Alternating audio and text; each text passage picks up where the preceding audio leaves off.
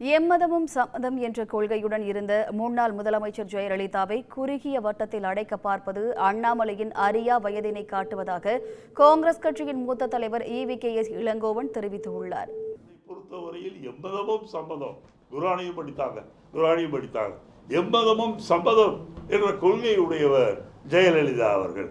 ஆகவே அவரை ஒரு குறுகிய வட்டத்திற்குள் அண்ணாமலை அடைக்க பார்க்கின்றார் என்று சொன்னால், ஒன்று அவருக்கு அறியாமை, இரண்டு அவருக்கு தமிழக அரசியல் வரலாறு தெரியவில்லை என்றுதான் அர்த்தம். திருமாவளவனோடு பாராளுமன்றத்திலே போட்டியிட்டு இருக்கின்றார், கண்டிப்பாக ஜெயிக்கப் போகின்றார். ஆகவே அவரும் பிரதமதியாக வருவதற்கு வாய்ப்பு இருக்கிறது.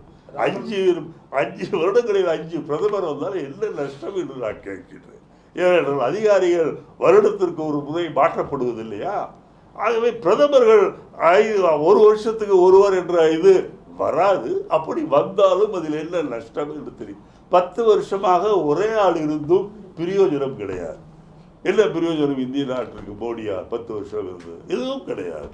ஆகவே 10 வருஷத்திலிருந்து ஒன்றும் பண்ண முடியாத 1 வருஷத்திலிருந்து ஏதாவது பண்ண முடிஞ்சதை பண்ணால் அவர்களை நாம் வரவேன். ஒருமித்த கருத்து வருங்களா? அதிமுக அணைய போகும் விளக்கு அதனால பிரகாசமா எரியுது. இப்போ அதனால தான் அவங்க கடுமையாக சாடுறாங்கன்னு அண்ணாமலை சொல்லியிருக்காரு. 4ஆம் தேதி பின்னால் அதிமுக எங்க இருக்குது பாருங்கன்னு அண்ணாமலை நேற்று பேட்டி கொடுத்துருக்காரு. அதை பற்றி சொல்லுங்க.